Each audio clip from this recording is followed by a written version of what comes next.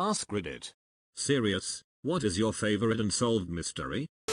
Favorite seems like the wrong word to use, but the Delphi murders. There's video and audio of the killer, yet he still hasn't been found. Edited to @ link to suspect video and audio. You can find more info at our Delphi murders after the most recent press conference, which you can watch here. I feel like the police have a suspect and are looking to corroborate their evidence. A couple of things that stand out. 1. The police officer speaking is clearly emotional. It seems very personal. This is a very small town. Everyone knows everyone, and I think the killer could be someone in the small community of Delphi. 2. It seems at times like he is dropping hints, especially when addressing the killer. He mentions a Christian movie he watched called The Shack over Easter weekend. I don't know if he is trying to elicit guilt from this person, if the police believe he is religious. 3. The discussion of Walking Gate also makes me think they know exactly who they are looking for. 4. We believe you are hiding in plain sight. Malaysia Flight 370. This case seriously haunts me. I am dying to know whether it was an accident or intentional on the part of the pilot.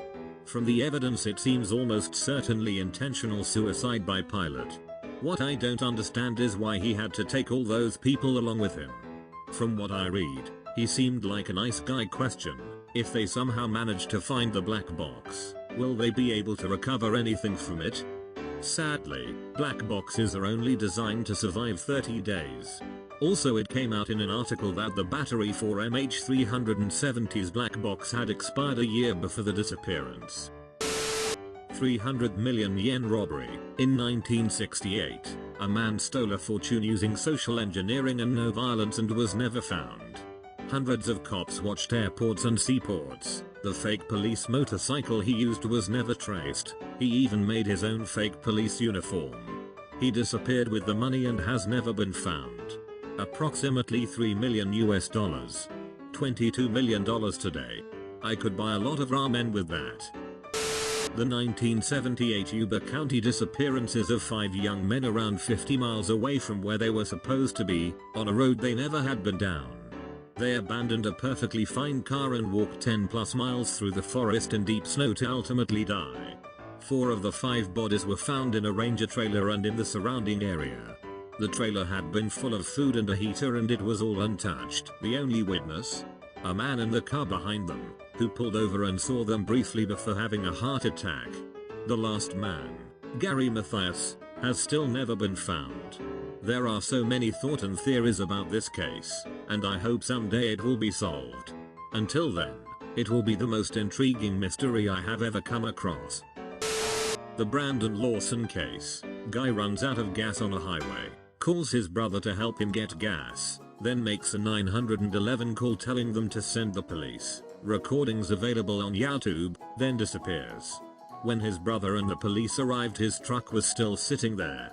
A weird detail I saw somewhere was that he actually had an active warrant for his arrest. I don't remember what it was for, but I don't think it was a violent offense. He was aware of the warrant, so everyone, especially the brother he had called previously, thought it was extremely odd that he would call the police. I think he specifically requested police, not emergency services, which one might do if they needed help but didn't want to deal with police. I think there is an audio recording of his phone call to police floating around in the internet, but I could be thinking of a different case. Do you need an ambulance? Yay. No, I need the cops shivers. The one with the guy who jumped out of the plane James Bond style with $200,000 edit. The case of DB Cooper. More of a personal mystery, but here it goes. Last summer I was babysitting for my neighbor, a young couple that lived in a small townhouse with their newborn. They were in the process of moving back to Kentucky, where their families are from, to raise their baby with family. They leave for dinner around 5 p.m. and say they'll be home before 12 a.m. Now, this little home is empty save for their beds, a couch, and a TV. Around 7 p.m. the baby is getting fussy, so I rock her to sleep and lay her down for bed until she wakes up to be fed. I go downstairs and call my girlfriend to ask about her day, when I hear heavy footsteps coming from upstairs. I go up the stairs to the baby's room, thinking maybe there's a cat, and there's nothing that could have been making that noise. I check the parents' room, nothing. Bathroom, nothing. Everything is empty.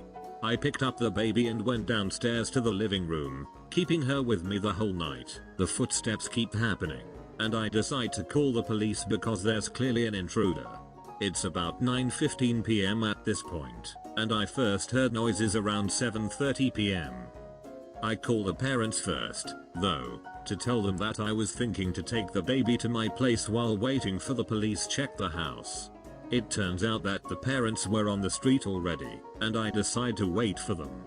A minute later, the footsteps turn into thuds and grunts, like two men are fighting directly above me and the baby. I can't wait anymore, and I run outside to find the parents. The parents are there, getting out of the car, and clearly upset. The police are with them. They take a statement from me as they check the house, and ask if I was drinking that night. No. The police checked the house top to bottom, and found nothing. The parents moved out a week later. I still wonder what happened. Edit, spelling. Asher degree. A little girl who walked out of her house in the middle of the night, during a storm, the night before her parents' anniversary, only to be seen walking down the road by motorists and then never being seen again. I personally think she was groomed by someone close. I'm on mobile, so sorry for the format. I looked it up. They found her book back 26 miles away in 2001. This is such a sad case. They also found candy wrappers near her bag. Something about that alone makes me sad. Zodiac Killer. The Marconi murders, the death of some 25 British scientists apparently through suicide, but all in some very weird circumstances. I'll make this short, but this is a bit rushed as the mystery covered by Criminally Listed is pretty long. A soldier named Justin Bergwinkle who enrolled in the army at the age of 18 as his goal was to become a ranger. He started acting odd all of a sudden, and a phone call that was passed on to him by his I think GF at the time or something, who the caller on the other line said the mission was off. Justin became very paranoid and upset as he stormed out his apartment and went to Fort Louis to buy 2 handguns and 100 rounds of ammunition. On the 12th of June, 1993, Bergwinkle disappeared without a trace. His car was found in the parking lot of a beachfront motel. His guns were never found, except the only thing found in his trunk was a briefcase. Inside it were his keys and wallet. Inside his wallet was his dog tags. Before he went to wall, Bergwinkle has told his GF that if his dog tags were found but he wasn't around, he was most likely dead. Today, he is either out on the run or his corpse is somewhere. We might not know for sure, but let's hope that he comes back alive and well. I can't remember any names, but there was this lighthouse at an island that had 3 keepers. One day, a boat came by and stopped on the island, only to get no response, and after time most of them calling for attention, they decided to investigate the lighthouse. It was completely deserted, but it looked like the keepers left in a hurry, with fallen chairs and half-eaten food. The keeper's diary mentioned some raging storms recently, and how the toughest one of the 3 had even cried. The final entry mentioned something along the lines of, "Storm has ended, God is over all." The kicker? Weather reports say that the weather had been calm all along in that area. Another really good one is Cicada 3301. Though it is way more complicated, the buzzer is another good one. The paintings stolen from the Isabella Stewart Gardner Museum in Boston. It was such a clean, meticulous break-in for specific paintings. But it has remained unsolved. I would think that the guy/gal who commissioned the robbery must have passed away by now so that the paintings can be returned. This isn't famous and I've brought it up in a couple other comments, but I'm obsessed with finding out who the arsonist vigilante in my hometown is. There was a spate over a few years where we had fought several fires that turned out to not only be arsons, but arsons primarily targeting meth labs. An official investigation was never launched as to who was starting the fires, and I'm not too keen on them meeting justice, but clearly someone was taking the law into their own hands.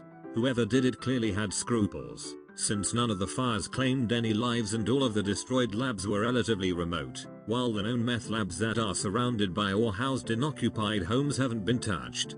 I assume it's to not risk getting any innocent blood on their hands, and I can't blame them. As for suspects, there was a small handful of firefighters that lived on the opposite side of the county of the fires but still somehow managed to beat us all to the scene. with enough time to have already sized up the entire situation to a questionable degree, complete with in-depth knowledge about the building's interior. One of these fighters actually got poisoned on the line even though he never touched a hose or a tool and no one else was affected like he was. I once candidly asked them if they were starting fires in the Hemden Horde and looked at each other. Not conclusive, but there you go. Also, there was a highway patrolman who was caught committing arson, and even though he claimed to have cooperated fully, they're still not sure exactly how many fires he started. The vigilante arsons did stop immediately after his arrest, however. You have been visited by the crusading Dachshund. The Holy Land and Hagia Sophia will return to Christendom. But only if you comment. Deus Vult Papa.